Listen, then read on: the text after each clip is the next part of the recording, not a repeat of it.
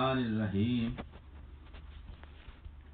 इजमा की कुल कीमत इस बात में है कि इजमा के अंदर इमाम अलैहिस्सलाम की राय, इमाम अलैहिस्सलाम की रिज़ा शामिल होनी चाहिए।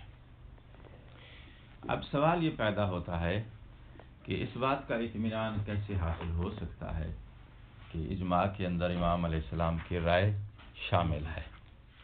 इसके लिए उलमा ने 4 तरीके बयान किए हैं। उन तरीक़ों के ज़रिए या उन तुरुक़ के ज़रिए इत्मीनान हासिल होता है इजमा के अंदर इमाम अलैहिस्सलाम की राय के शामिल होने का। पहला तरीका इजमा दखूली है। उसमें इमाम अलैहिस्सलाम का कौल मिन जुमला उन अक़वाल के अंदर शामिल होता है और उसके शामिल होने का मुद्दी और इजमा को इल्म इजमाली होता है। ठीक है। दूसरे तरीके में इमाम अलैहिस्सलाम की रज़ा शामिल होती है और रज़ा के शामिल होने की दलील वो कायदा लुत्फ़ को लेके आते हैं। तीसरे तरीके में इमाम अलैहिस्सलाम की रज़ा शामिल होती है और रज़ा के शामिल होने के लिए उन्होंने जो तरीका इस्तेमाल किया है वो है हदस के ज़रिए इत्मीनान हासिल होता है कि इजमा के अंदर इमाम अलैहिस्सलाम का कौल भी दाखिल है। चौथी किस्म हमने अभी बयान नहीं की, उसने इसको मुसन्निफ ने मुतअख़िर बयान किया है। ये 3 तरीके बयान करने के बाद अब मुसन्निफ ने ये ज़रूरत महसूस की है कि अगर कोई ये सवाल करे कि आपके पास क्या दलील है कि इजमा की ये 4 किस्में हैं, तो कहते हैं मैंने जिस तरह इजमा करने वाला अक़वाल की पड़ताल करता है, मैंने उलमा की इबारात की पड़ताल की है। पड़ताल करके मैंने ये किस्में वहाँ से अखज़ की है। अब वो हवाला देगा उनकी इबारतों का, जहाँ इबारतों का जिन इबारात को उसने बतौर करीना लिया है, यानी वो इबारतें जो करीने का काम देती हैं इन अक़साम के ऊपर। अच्छा, कमा हुआ की ज़मीर जाएगी उस आखिरी तरीके की तरफ। वो क्या है? हदस वाला। ये हदस वाला तरीका जो है ये मुतअख़िरीन का तरीका है फी दावा इजमा, जिस वक़्त वो इजमा का दावा करते हैं। अच्छा, बहस के ज़रिए अब क्या करेगा?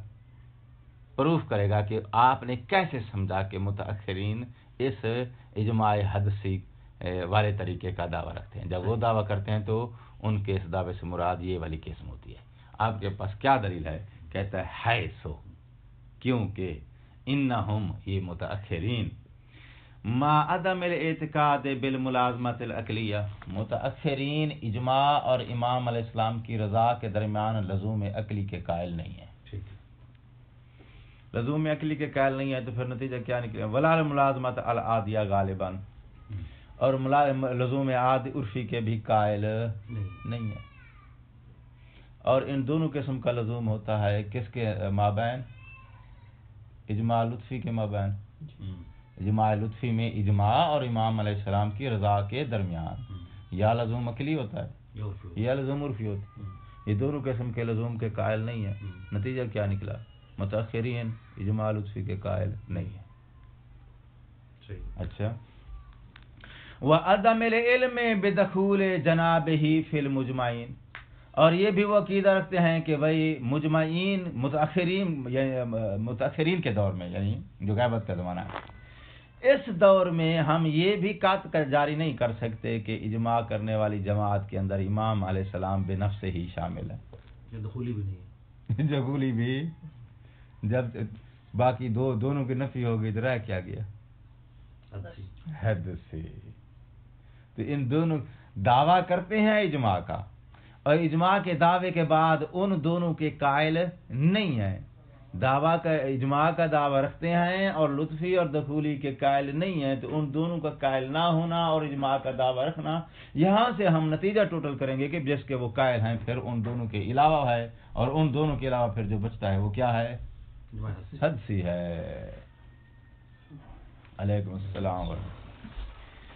अच्छा, अब इन्नहुम है सो इन्नहुम, क्योंकि वो मुतअख़िरीन यहकूना हिकायत करते हैं, नकल करते हैं अल इजमा कसीरन, ये भी बहुत सारे मकामात पे इजमा का दावा करते हैं कि यहाँ इस मकाम पे या इस कौल पे उलमा का इजमा मौजूद है।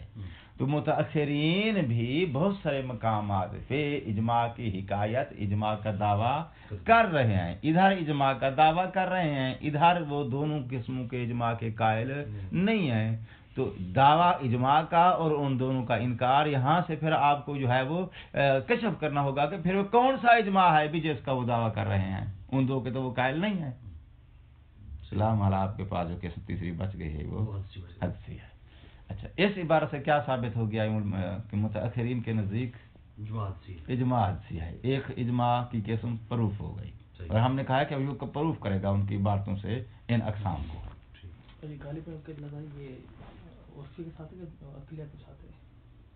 जी जी,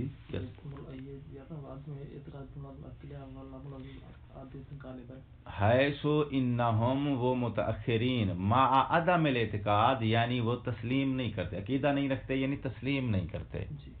क्या चीज़ तस्लीम नहीं करते? मुलाजमत अकलिया को, यानी लज़ूम अकली को तस्लीम नहीं करते। लज़ूम अकली किसके माबैन होता है? इजमा के माबैन और इमाम अलैहिस्सलाम की रज़ा के माबैन। वलल मुलाजमा आदिया, और ना ही लज़ूम आदि को वो तस्लीम करते हैं। लज़ूम आदि भी कहाँ होता है? इजमा और इमाम अलैहिस्सलाम की रज़ा के दरमियान। ये दोनों किस्म का लज़ूम कहाँ होता है? इजमाए लुत्फ़ी में। जब दोनों किस्म के लज़ूम का इनकार कर देंगे तो इजमा के अंदर इमाम की रज़ा शामिल नहीं होगी। जब शामिल नहीं होगी तो मतलब यह है कि वो इजमा नहीं है। नतीजा ये निकला कि मुतअखिरीन इजमा लुत्फ़ी को तस्लीम नहीं। इबारतों के जरिए हम उनके जैसे होता है ना, किसी शय को पढ़ने के लिए आला इस्तेमाल किया जाता है, वो इबारतों के जरिए उनके जहन पढ़ रहे हैं। यानी मुसन्निफ इबारात के जरिए उनके जहन को पढ़ रहा है कि उनके जहन में क्या चल रहा है। इसका मतलब ये हुआ कि मुतअखिरीन इजमा लुत्फ़ी के कायल नहीं है। एक बात व अदम इल्म, अब इसके जरिए क्या साबित करेगा कि वो इजमा दखूली के भी कायल नहीं। व अदम इल्म बेदखूल जनाबही, और मुतअखिरीन ये कहते हैं कि इस गैबत के ज़माने में इल्म नहीं हासिल हो सकता, कात हासिल नहीं हो सकता बेदखूल जनाबही, इमाम अलैहिस्सलाम के बेशक से ही दाखिल और शामिल होने का कात हासिल नहीं हो सकता। कहाँ? फिल मुजमईना, मुजमईन की जमात में आप भी बेशक से ही शामिल हों गैबत के दौर में आदतन, इसका भी हमें इल्म हासिल रूटीन नहीं है ऐसी हो। अच्छा, और फिर इन्नहुम यहकून इजमा, बहुत सारे मकामात पर इजमा का वो दावा भी रखते हैं। तो दो किस्में पिछली का इनकार कर रहे हैं, उसके बावजूद इजमा का दावा भी रखते हैं। तो फिर इस इजमा के दावे से मुराद कौन सा हम इजमा मुराद लेंगे? इजमा हदसी। अच्छा, एक किस्म प्रूफ हो गई। कमा, अब कमा के जरिए वही मेरे ख्याल इबारत कमा ही चल रही है, पीछे भी कमा आया, अब दूसरा कमा आ गया। कमा अन्नहु यज़हर मिम्मन एतज़रा अन वजूद मुखालिफ बिअन्नहु मालूम नसब। अब इस इबारत के जरिए वो प्रूफ करेगा किस किस्म को? दखूली को। इजमा दखूली के हवाले से अब वो पिछले उलमा जो इजमा दखूली का दावा रखते हैं उनकी इबारात के अंदर कुछ एक सियागत आई है, उस सियागत से इस मुसन्निफ ने कशफ किया है इजमा दखूली को। वो सियागत जरा सुनो। गोया यूं समझे कि हम जैसे वो कहते हैं ना कि माजी का कोई क्लिप दोहरा रहे हैं। बस दफा एंकर बैठा होता है ना, वो पुरानी मुलाकात दिखला देता है कि आपने पिछली साल जो है ये बात कही थी। इजमा दखूली में मुखालिफ की तरफ से या जो इजमा दखूली को कबूल नहीं करता है उसकी जानिब से इश्काल हो गया है कि भाई अगर कोई आदमी इस इजमा की मुखालफत कर दे, मुखालफत से मुराद यह है कि जो कौल आप दे रहे हैं, जिस कौल के ऊपर आप इजमा का दावा रखते हैं, कोई दूसरा आदमी खड़ा हो जाए और उस कौल के खिलाफ कोई दूसरे कौल का दावा कर दे कि नहीं भाई यहाँ ये कौल पाया जाता है, तो मुखालिफ का पैदा हो जाने से तुम्हारा इजमा टूट जाएगा। वो कहता है भाई देखें, अगर वो मुखालिफ जिसने हमारे इजमा के खिलाफ किसी और कौल का दावा किया है, अगर ये मुखालिफ मालूमुल नसब है तो फिर उसका मालूमुल नसब होने की सूरत में हमारा इजमा नहीं टूटेगा, मजहूलुल नसब होने की सूरत में इजमा टूट जाएगा। वो पिछला क्लिप दोहरा रहा हूं, अभी मुसन्निफ ने ऐसे नतीजा खत करना है। بھئی معلوم و نسب ہو اگر وہ مخالف تو پھر اجماع نہیں ٹوٹے گا. کیوں؟ کہتے ہیں اس لیے کہ معلوم و نسب شخص جو ہے وہ پتہ چل گیا کہ فلاں آدمی ہے، تو معلوم و نسب جب مخالف کرے گا تو مخالفت کا مطلب یہ ہے کہ وہ ہمارے اجماع کے دائرے سے خارج ہے. تو جو فرمائی آپ نے، مخالفت کرنے سے کیا ہو جاتا ہے؟ بندہ اجماع کے دائرے سے خارج ہو جاتا ہے. تو اب اجماع کے دائرے سے یہ شخص خارج ہو رہا ہے اور یہ ہے معلوم و نسب. جب یہ ہے معلوم و نسب تو معلوم و نسب کا مطلب یہ ہے کہ ہمیں پتہ ہے کہ فلاں شخص ہے جو یا فلاں عالم ہے، فلاں فقیہ ہے جو ہمارے اجماع کے دائرے سے خارج ہو رہا ہے. تو خارج ہونے والے کے نسب کا معلوم ہونے سے لازم نہیں آتا کہ امام بھی اس اجماع کے دائرے سے خارج ہو رہے ہیں. اور اگر یہ اجماع کے دائرے سے مخالفت کر کے اختلاف کر کے خارج ہونے والے کا نسب معلوم نہیں ہے تو نسب کے معلوم نہ ہونے سے احتمال آ جائے گا کہ ہو سکتا ہے یہ خارج ہونے والا شخص امام ہو. جب یہ احتمال آ جائے گا تو پھر احتمال کے بعد تمہارا جو ہے اجماع ٹوٹ جائے گا. یہ پچھلا کلپ ہے. مصنف کہتا ہے تو اجماع کی حجیت کو بچانے کے لیے اور اجماع کے تحفظ کو بچانے کے لیے مخالف کے معلوم نسب اس کے معلوم و نسب ہونے کا سہارا لیا ہے انہوں نے کہ اگر وہ معلوم و نسب ہے تو اس کے اختلاف کرنے سے اجماع نہیں ٹوٹے گا. تو اس کا مطلب یہ ہے کہ وہ اجماع دخولی کی بات کر رہے ہیں، کیونکہ خارج ہونے والا مخالف کو آپ خارج کہہ سکتے ہیں. اجماع کے در سے خارج ہونے والا، اجماع کی مخالفت کرنے والا، چونکہ اس کا نسب معلوم ہے تو اس کے نسب کے معلوم ہونے کی وجہ سے آپ نہیں کہہ سکتے کہ امام خارج ہو گئے ہیں. نسب مجہول ہونے کی صورت میں احتمال آئے گا کہ ہو سکتا ہے کہ امام جو ہیں اس دائرے سے خارج ہو گئے ہوں، کیونکہ نسب خارج ہونے والے کا نسب معلوم نہیں ہے. جب نسب معلوم نہیں ہے تو احتمال آ جائے گا ہو سکتا ہے وہ خارج ہونے والے امام. تو ان کی یہ جو معلوم نسب کی انہوں نے جو ہے وہ اس کے معلوم نسب ہونے سے انہوں نے جو ہے تمسک کیا ہے کہ بھی اس کا نسب معلوم ہے تو پھر وہ اجماع نہیں ٹوٹے گا. تو اس عبارت سے ہم نے ان کی اس عبارت سے ہم نے یہ کشف کیا ہے کہ جس اجماع کو وہ مان رہے ہیں وہ اجماع دخولی ہے. لہذا اس عبارت سے کیا پروف ہو گیا؟ ایک قسم پروف ہو گئی جس کا نام ہے اجماع دخولی. کما انہو یظہر ممن، ظاہر ہوتا ہے ممن اس شخص کی کلام سے، اس شخص کی عبارت سے، اس عالم کی عبارت سے جس عالم نے عذر پیش کیا ہے.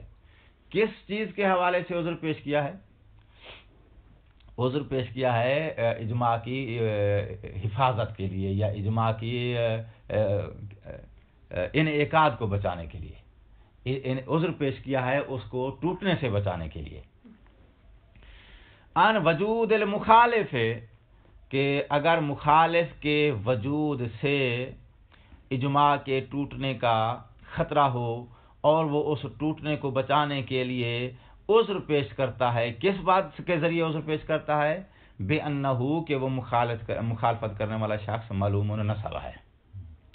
تو اس کے نسب کے معلوم ہونے کے ذریعے عذر پیش کرتا ہے کہ بھئی اس قسم کا مخالف جو ہے اس کی مخالفت اجماع کے ٹوٹنے کا باعث نہیں بنے گی. تو اب اس عذر سے ظاہر یہ ہوتا ہے کہ انہو استنادا فی دعوی الاجماع، اس شخص نے دلیل پیش کی ہے، سند پیش کی ہے اپنے اجماع کے دعوے میں. کس چیز کو اجماع کے دعوے میں سند پیش کیا ہے؟ الال علم بدخولہ، کہ مخالف شخص معلوم و نسب شخص اگر مخالفت کرتا ہے اجماع سے خارج ہوتا ہے تو بھی ہمیں امام علیہ السلام کے اجماع کے اندر داخل ہونے کا علم باقی رہ جاتا ہے. ترجمہ تھوڑا سا آگے پیچھے ہے، مفہوم ذہن میں رکھو، کیونکہ میں لفظی ترجمہ نہیں کر رہا ہوں. لفظی ترجمہ اس کا جو ہے وہ مفید نہیں ہے ہمیں. یہ لفظی ہی ترجمہ کروں. ہاں شاہ جی، اچھا. انہو یظہرو کا فاعل بنے گا. ظاہر ہوتا ہے انہو کہ یہ شخص یعنی جس نے عذر پیش کیا ہے، اس کے مخالف کے نسب کے معلوم ہونے سے मुखालिफ शख्स या इजमा से खारिज होने वाले शख्स के नसब का मालूम होना, नसब के मालूम होने को उसने बतौर उज़्र पेश किया है। तो अब ये उज़्र पेश करने वाला जो है उसके मालूम होना, नसब होने से उज़्र पेश करने वाला अन्नहु इस्तनदा यानी उसने सनद लिया है या सहारा लिया है, फी दावल इजमा, अपने इजमा के दावे में उसने सहारा लिया है। किस चीज का सहारा लिया है? इलाल इल्मे बेदखूले ही, कि भाई हमें इल्म इजमाली है। किस चीज का इल्म इजमाली है? बेदखूले ही, इजमा के अंदर अभी भी इमाम अलैहिस्सलाम शामिल हैं। कैसे आपको इमाम अलैहिस्सलाम के शामिल होने का इल्म अभी भी इल्म बाकी है तुम्हें? कहते क्योंकि खारिज होने वाला शख्स, मुखालिफ शख्स जो है उसका नसब हमें मालूम है। इमाम अलैहिस्सलाम के हमारे इजमा से खारिज होने का इस्तेमाल तब आता जब उसका नसब मजहूल होता। तो नसब चूंकि मालूम है तो लिहाजा नसब के मालूम होने के बाद अब भी हमें इल्म इजमाली मौजूद है कि इमाम अलैहिस्सलाम इजमा के अंदर दाखिल है। अच्छा, तो यहाँ से कौन सी किस्म कशफ हो गई? इजमा दुखुली की। व मिम्मन एताज़रा अनहु बेइनकिराज़ असरिही, ये जरा तवज्जो फरमाएं, फिर मैं तर्जुमा देता हूँ। अब हम उलमा की उस इबारत से कशफ करेंगे कि वो एक तीसरी किस्म जो है इजमा लुत्फ़ी वो बयान कर रहे हैं। उसने बयान किया इजमा लुत्फ़ी को और कहा कि कायदा लुत्फ़ जो है वो तकाजा करता है कि खालिक मालिक अपनी रहमत की बिना पे अपनी मखलूक की हिदायत का इंतज़ाम करे। ऐसी सूरत में अगर जो है वो उम्मत का एक गरोह इत्तिफाक कर जाता है किसी कौल पे, और बिलफर्ज वो कौल जिस पे इत्तिफाक हुआ है वो हक नहीं है, तो कायदा लुत्फ़ तकाजा करता है कि उसको तोड़ने के लिए मुखालिफ को पैदा करें। ठीक है, मुखालिफ नहीं पैदा करता है तो हम समझे कि यही हक है, यही हिदायत है। तो अब इस कायदे को या इस इजमा को जो तस्लीम नहीं करता उसकी तरफ से ये मुदाखलत या एक रद्द के तौर पे एक रद्द अमल रिएक्शन सामने आया है, रद्द अमल सामने आया है। वो कहता है भाई अगर उस जिस ज़माने में इत्तिफाक हो रहा है उससे पहले के ज़माने में या बाद के ज़माने में कोई शख्स उस कौल की, उस इजमा की मुखालफत करता है तो क्या फिर इससे मुखालफत हासिल नहीं हो जाएगी? कहता नहीं, ऐसे शख्स की मुखालफत से वो इजमा नहीं टूटेगा जो अगर उस मुखालिफ शख्स का ज़माना मुआसिर नहीं है बल्कि आगे और पीछे है। वो क्यों भाई? कहते हैं वो इसलिए कि अगर ये मुखालिफ शख्स ये हक पे था तो फिर कायदा लुत्फ़ तकाजा करता है कि इसको उस मुआसिर दौर में अल्लाह पैदा करता। उस दौर में अल्लाह ताला खामोश रहा है जिस दौर में इत्तिफाक हुआ है। अगर इसकी बात हक है और इस इजमा जिस बात पे हुआ है वो बात गलत है तो फिर इस मुखालिफ कुछ कायदा लुत्फ़ ये तकाजा करता है कि अल्लाह ताला इसको उसी दौर में पैदा करता, उसी दौर में कोई शख्स पैदा करता जो उसकी मुखालफत करता। तो उस दौर में वो मुखालिफ पैदा नहीं हुआ है, किसी दूसरे दौर में जाके पैदा हुआ है। तो अब दूसरे दौर में पैदा होने वाला मुखालिफ चूंकि इसका ज़माना जो है वो मुआसिर नहीं है तो फिर इसकी मुखालफत जो है उस इजमा के लिए ज़रर नहीं रखती है। तो अब ज़माने मुखालिफ के ज़माने का मुआसिर ना होना, इसको उसने बतौर उज़्र पेश किया है कि भाई कायदा लुत्फ़ अपनी जगह पे बरकरार है और वो इजमा अपनी जगह पे दुरुस्त है। तो कहते हैं इस इबारत से हम कशफ करेंगे कि वो इजमा लुत्फ़ी की बात कर रहे हैं।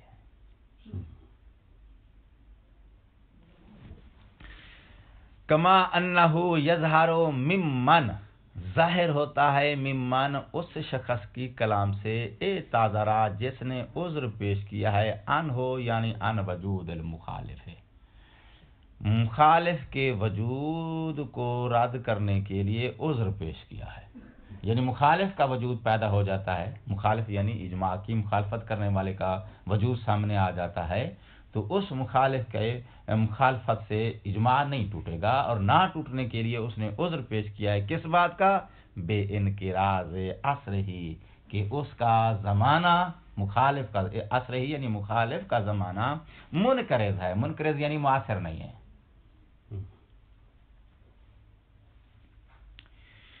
अच्छा, ज़हर क्या होता है? अब इनकिराज इनके ज़माने के मुआसिर ना होने से उसने उज़्र पेश किया है, और ज़ाहिर क्या होता है इस उज़्र के पेश करने से? अन्नहु इस्तानदा इला कायदत लुत्फ़, और उसने अपने इजमा को प्रूफ किया है कायदा लुत्फ़ के जरिए। ठीक, कड़ियाँ मिलती हुई बात की नजर आती हैं या नहीं आती हैं? वहाँ करो यार ताकि बात को आगे बढ़ाया जाए। जी जी।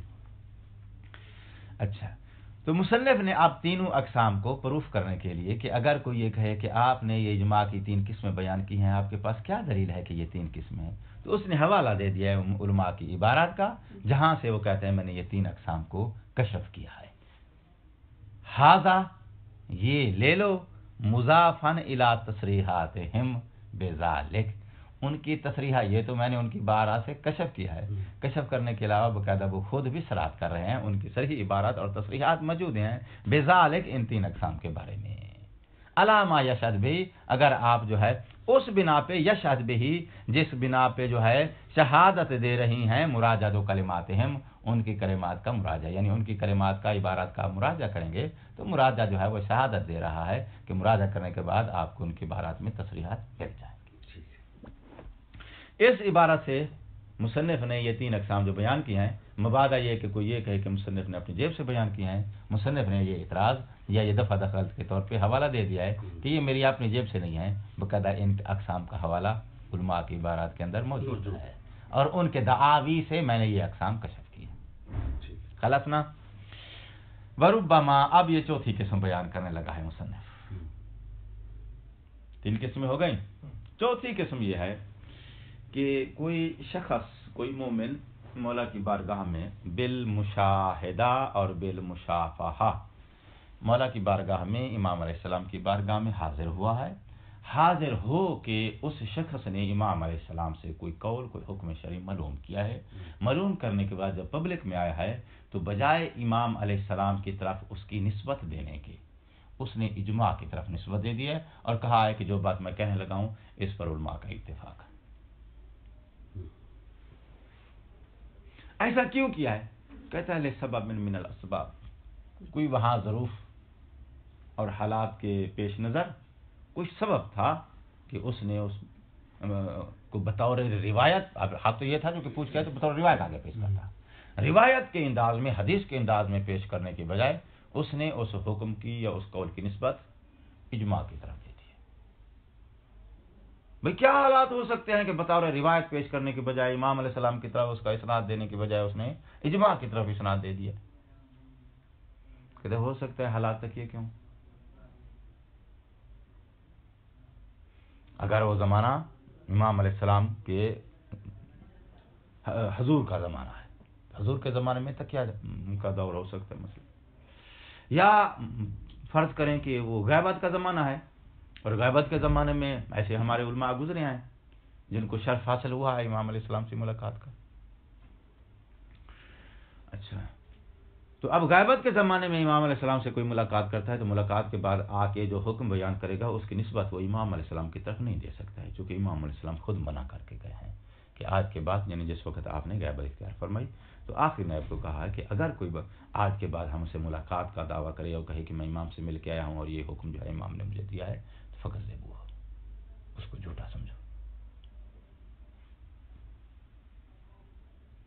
तो अब अगर वो निस्बत देता है तो लोग उसको झूठा कहेंगे, जबकि बिल वाक़े जो है वो इमाम से मुलाकात करके आया है, झूठा नहीं है बेचारा, उसको शर्फ हासिल हुआ इमाम का। फिर उसने बजाय इमाम की तरफ निस्बत देने के इजमा की तरफ निस्बत दी है। उलमा का इत्तिफाक है भाई इस बात पे जो मैं कह रहा हूं। तो मुसन्निफ कहता है ये जो चौथी सूरत है, चूंकि मुद्दईउल इजमा ने उस कौल की निस्बत इजमा की तरफ दे दी है, तो अब हो सकता है वही कौल जो इमाम से पूछ के आया हो वहां हमारे उलमा का फतवा भी वही हो, तो ऐसी सूरत में बाई चांस वहां खारिज में इत्तेफाक मौजूद था, हो सकता है कि जो को ये पूछ के आया है बयान ही वही, उसी पे उलमा का इत्तेफाक भी था, तो इसने जो है वो इत्तेफाक की तरफ निस्बत दे दी। ऐसा हो सकता है कि बाई चांस जो है उसका कौल इजमा के साथ मुआफ़क़त कर जाए और उसी पे उलमा का इजमा मौजूद हो, और ये भी हो सकता है कि वहां इजमा मौजूद ना हो, दोनों सूरतें हो सकती हैं। اس کو ہم صرف اجماع کا نام اس لیے دے رہے ہیں کیونکہ اس نے نسبت اجماع کی طرف دے دی ہے، ورنہ اگر حقیقت کے لحاظ سے دیکھا جائے تو اجماع نہیں ہے، یہ روایت ہے، لیکن اس نے روایت کو، اس قول کو روایت کے انداز میں پیش نہیں کیا ہے، روایت کا انداز محفوظ نہیں رکھا ہے، نسبت اجماع کی طرف دے دی ہے، جس کی وجہ سے ہم اس کو چوتھی قسم اجماع کی دے رہے ہیں، ورنہ در حقیقت یہ اجماع بنتا نہیں ہے، کیونکہ نسبت دے دینے سے اجماع نہیں بنے گا، یہ روایت ہے جو لے کے آ رہا ہے، در حقیقت یہ روایت بنتی ہے، اجماع نہیں بنتا، اجماع اقوال کا ہوتا ہے، روایت کا نہیں ہوتا۔ حقیقت اور ظاہر سمجھ گئے ہو، تو ہم اس کو اجماع نام دے رہے ہیں صرف اسناد کی وجہ سے، حقیقت میں دیکھا جائے تو یہ اجماع کی قسم نہیں بنتی ہے۔ ربما یتفق لبعض الاوحدی، بعض اوحدی کا لفظ وہ بولتے ہیں جب ایک تو ہوتا ہے واحد، اور واحد کو جو ہے وہ تفضیل کے ساتھ اوحدی بولتے ہیں مبالغے کے لیے، یعنی بہت شاذ و نادر ایسی شخصیات ہو سکتی ہیں جن کو یہ اتفاق حاصل ہو، وجہ آخر، ربما یتفق وجہ آخر، ہو سکتا ہے وجہ آخر، ایک اور وجہ بھی امام علیہ السلام کے قول کی اجماع میں شامل کرنے کی، اجماع میں امام علیہ السلام کا قول شامل ہے، اور شامل ہونے کی ایک اور وجہ بھی ہو سکتی ہے، لیکن ہے ربما یتفق لبعض الاوحدی، بہت شاذ نادر لوگوں کو یہ میسر ہے۔ من بیانیہ ہے، وجہ آخر کو وہ بیان کر رہی ہے، وہ وجہ آخر کیا ہو سکتی ہے؟ کہتا ہے من تشرف ہی، وہ شرف حاصل کرے وہ شخص بے رویت ہی، امام علیہ السلام کی رویت اور زیارت کا، رویت کا ترجمہ زیارت کا،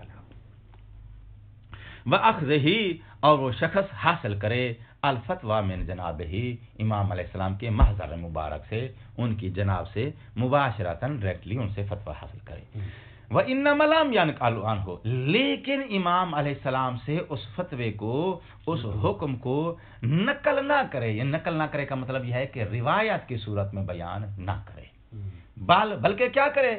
یحکی الاجماع، اجماع کا حکایت کرے، اجماع کا دعویٰ کر دے، لباس دوائی الاخفاء، اس روایت کو، اس فتوے کو چھپانے کے وہاں کچھ اسباب اور دوائی ہو سکتے ہیں، ان دوائی اور اسباب کی وجہ سے اجماع کی طرف نسبت دے دے، اجماع کا دعویٰ کر دے، بجائے اس کو روایت کی صورت میں بیان کرنے کے۔ ٹھیک، تو ایسی شخص میں صورت میں بھی اگر وہ اجماع کا دعویٰ کرتا ہے، مومن سچا اور خلص ہے، تو مہم یہ کہ امام علیہ السلام کا قول موجود ہے اس اجماع کے اندر، وہ اجماع جو الفاظ کے حوالے سے اجماع ہے، اگرچہ در حقیقت اجماع نہیں، امام علیہ السلام کا حکم ہے، روایت۔ واضح ہو گئی بات؟ اچھا، یہاں تک 4 طریقے ہم نے بیان کیے ہیں اجماع کے، اور ان 4 طریقوں میں اجماع کے ہر طریقے کے اندر امام علیہ السلام کا قول یا امام علیہ السلام کی رضا شامل ہے۔ اگر ٹوٹل کیا جائے تو 4 میں سے 2 طریقے وہ ہیں جن میں امام علیہ السلام کا قول شامل ہے، اور 2 طریقے وہ ہیں جن میں قول شامل نہیں بلکہ اجماع کو امام علیہ السلام کی رضا شامل ہے یا رضا لازم ہے۔ وہ کون سے ہیں جی؟ اجماع دخولی اور اجماع وحدی۔ دخولی سب سے پہلے والا، اور یہ تشرفی جو سب سے آخر والا ہے، اس میں امام علیہ السلام کا قول اجماع کے اندر داخل ہے۔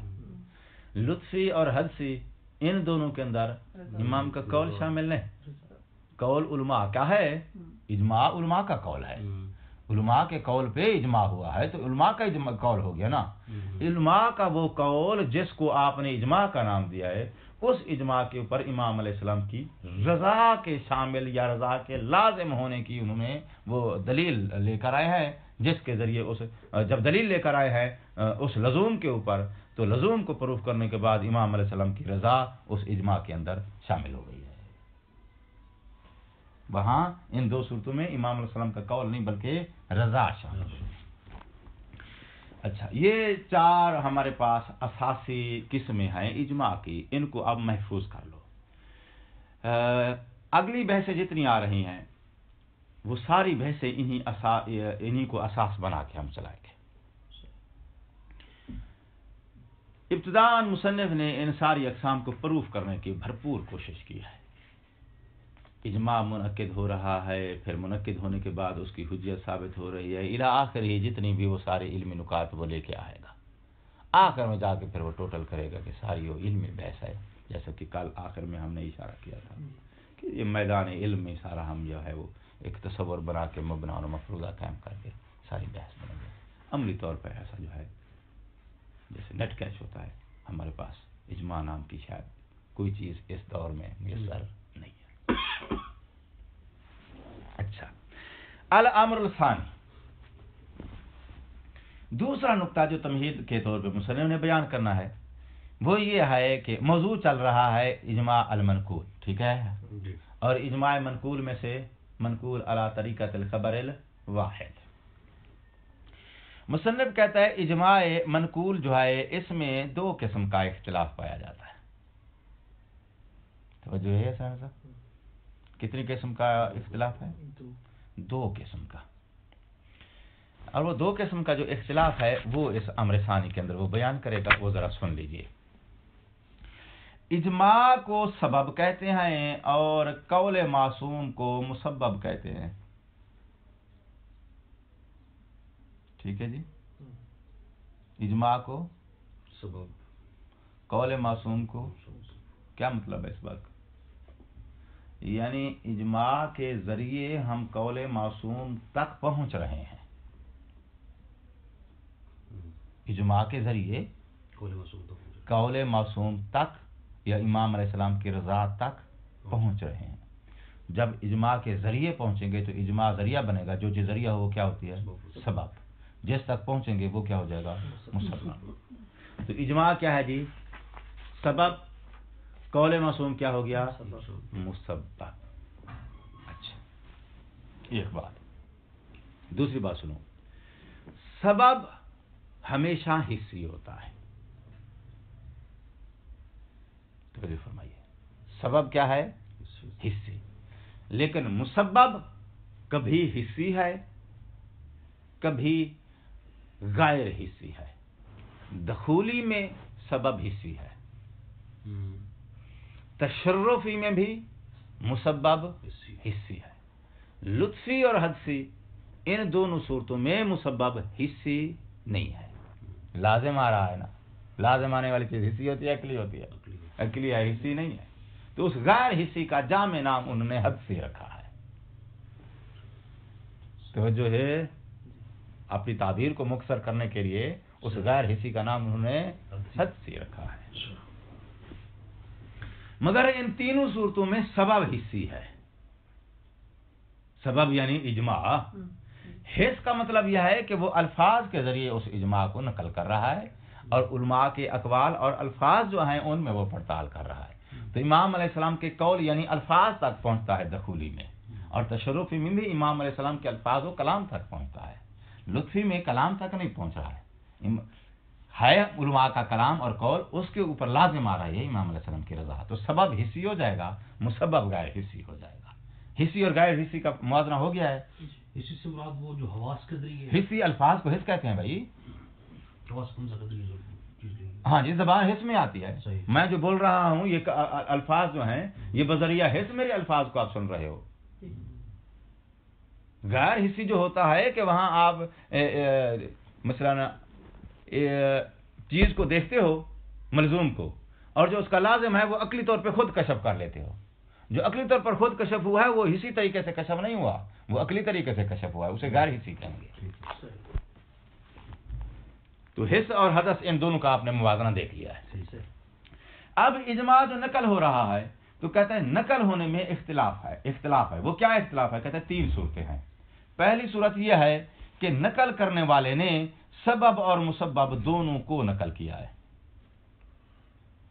پہلی صورت یہ ہے کہ نقل کرنے والے نے سبب اور مسبب دونوں کو نقل کیا، اجماع کو بھی نقل کیا ہے، ساتھ مولا کے قول کو بھی نقل کیا ہے۔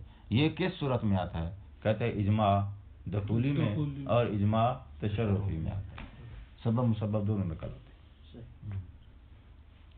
اچھا، ان میں اختلاف کس بات کا ہے؟ اس چیز کا طریقہ نقل میں، نقل کرنے کے طریقے میں اختلاف ہے۔ اب یہ ایک طریقہ بیان ہے، دوسرا بیان ہوگا تو پتہ چلے گا وہ مختلف ہے اس سے۔ اچھا، सबब और मुसब्बब दोनों को बयान किया है।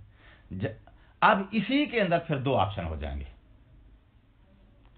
सबब और मुसब्बब नकल दोनों हुए हैं, लेकिन दोनों किस्में इसके अंदर दो तरीके या दो ऑप्शन यूं हो जाएंगे। एक तरीके से एक में मुसब्बब हिस्सी है, दूसरे में मुसब्बब गैर हिस्सी है। नकल दोनों हुए हैं, मगर एक सूरत में सबब हिस्सी मुसब्बब हिस्सी, दूसरी में सबब हिस्सी मुसब्बब गैर हिस्सी।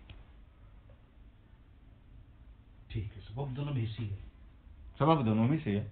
मुसब्बब एक में हिस्सी है, एक में गैर हिस्सी है। तो मुसब्बब चूंकि एक में हिस्सी, मुसब्बब एक सूरत में हिस्सी है, दूसरी में गैर हिस्सी है, इसलिए दो सूरतें बना दी उसने। अगरचे नकल करने वाले नकल दोनों को किया है, सबब को भी मुसब्बब को भी। तो मुसब्बब के अंदर चूंकि दो सूरतें हैं, इसलिए उसने दो नकल की दो किस्में बना दी हैं।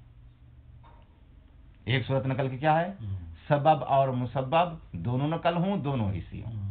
सबब और मुसब्बब दोनों नकल हों, मगर उनमें मुसब्बब हिस्सी हो। तो दो सूरतें हो गई नकल की।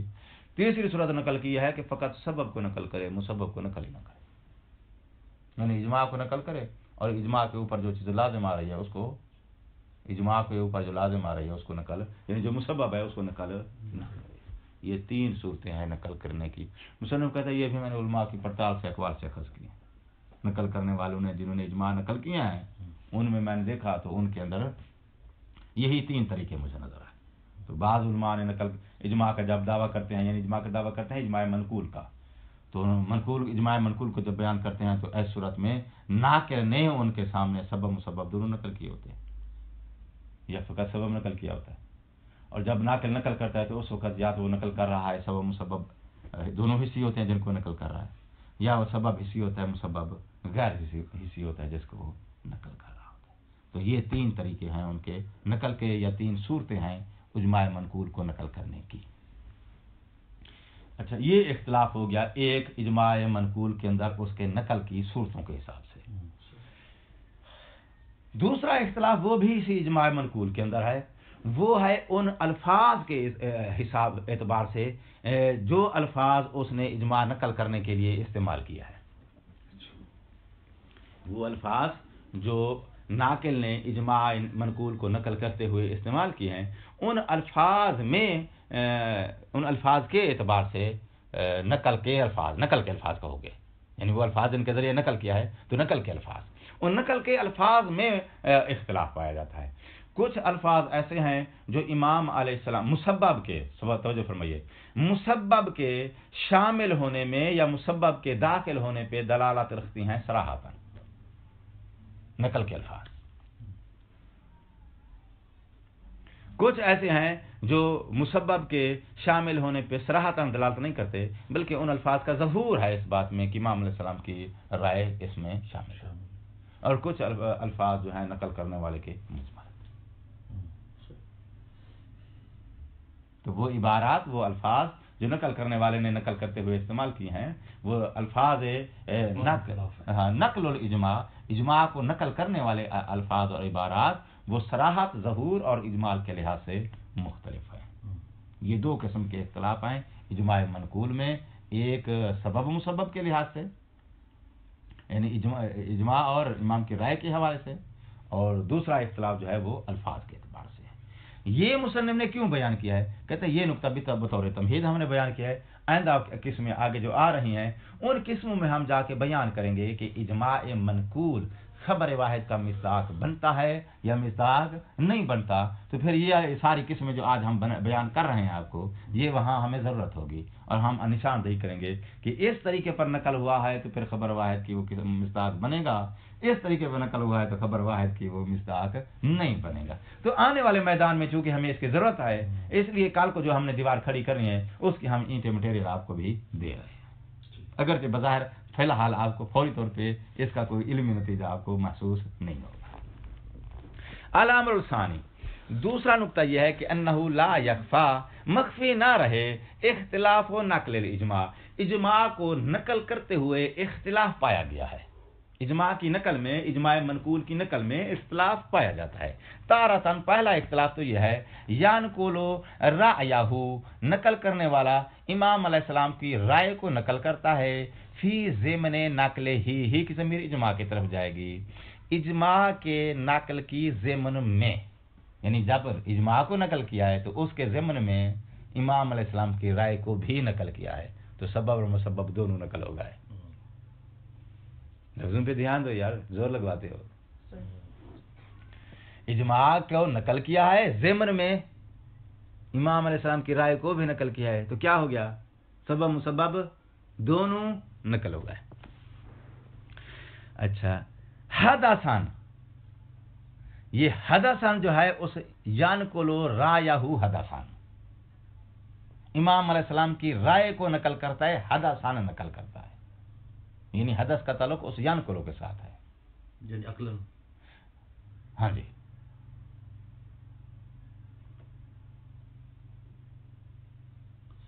سبب اور مسبب دونوں رائے مسبب ہے، اجماع سبب ہے، سبب ہے۔ اس نے امام کی رائے کو نقل کیا ہے اجماع کے ضمن میں، جب اجماع کے ضمن میں تو اجماع سبب تھا، رائے مسبب تھی۔ اب دیکھنا یہ ہے کہ جس رائے کو نقل کر رہا ہے وہ رائے حدسی ہے یا حسی ہے۔ اگر امام کے الفاظ کو نقل کر رہا ہے تو حسی ہو جائے گی، اگر کسی دلیل کے ذریعے امام علیہ السلام کی رضا کو ثابت کر رہا ہے، الفاظ نہیں ہے، تو پھر وہ امام علیہ السلام کی رائے کا نقل حدسی ہو جائے گا۔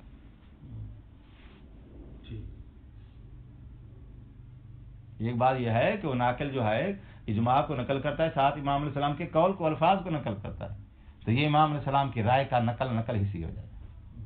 دوسری صورت یہ ہے کہ امام علیہ السلام کے قول کو الفاظ کی صورت میں نقل نہیں کرتا، اجماع نقل کرتا ہے اور دلیل کے ذریعے ثابت کرتا ہے کہ امام علیہ السلام کی رضا اس اجماع کے اوپر لازم آ رہی ہے، تو وہ لزوم کو ثابت جب کرے گا تو امام کی رضا کو اب الفاظ اور حس کے ذریعے نقل نہیں کر رہا ہے، حدثاً نقل کر رہا ہے۔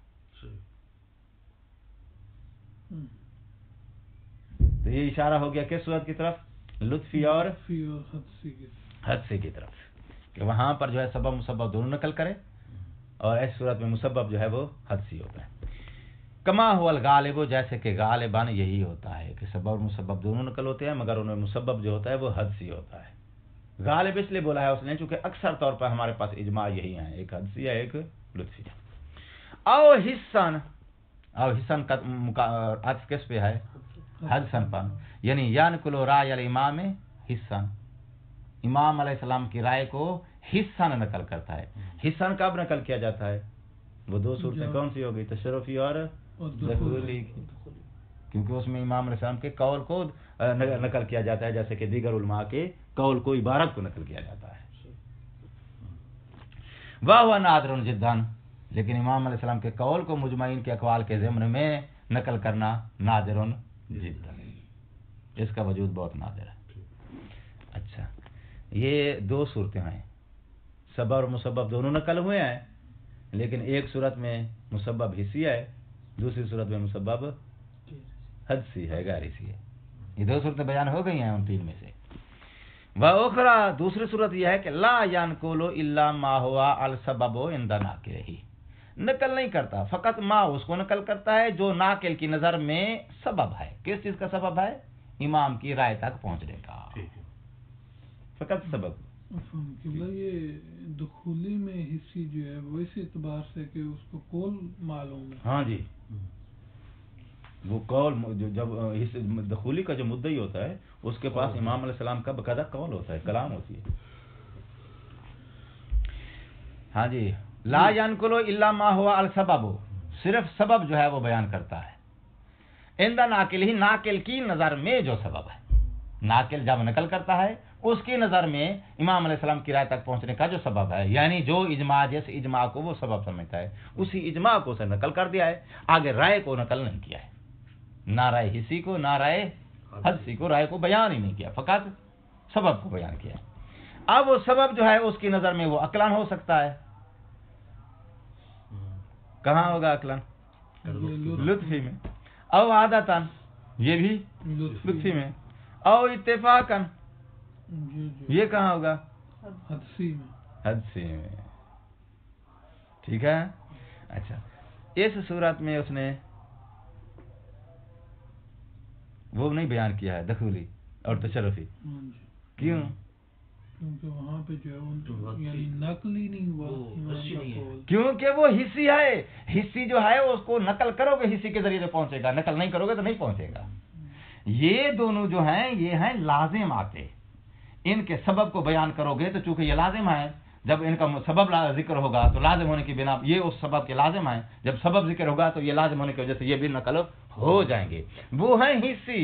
جب وہ حصی ہو گئے تو ان کے سبب کو نقل کرو گے تو وہ چونکہ لازم نہیں ہے, ان کو خود نقل کرنا پڑتا ہے. مسبب کو وہاں وہ حصی ہونے کی وجہ سے خود نقل ہوں گے تو آگے جائیں گے, نقل نہیں کرو گے تو رہ جائیں گے. اس لیے وہ دو اس میں سبب والی صورت میں نقل نہیں ہوں گے.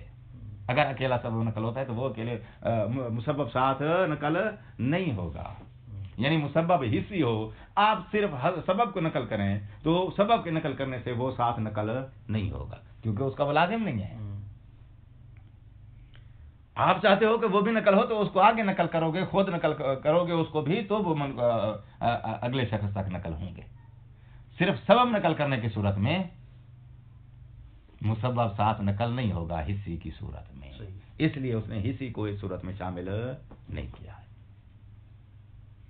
جبکہ پہلی والی صورت میں حصی اور حصی دونوں آ گئے ہیں, دوسری صورت میں صرف غیر حصی آیا ہے, حصی نہیں آیا. یہ اختلاف ہے. 3 صورتیں ہو گئے بھائی. وَأُخْرَى دوسرا اختلاف یہ ہے, ہاں وَاِخْتِلَافُ الفاظ, یہ دوسرا اختلاف ہو گیا. کہاں گیا؟ انہو لا یخفا اختلاف, اسی لا یخفا اختلاف کے اوپر عطف ہے اس دوسرے اختلاف کا. 2 اختلاف ہم نے بولے تھے نا. دوسرا اختلاف ہے الفاظ النقل ایضاً.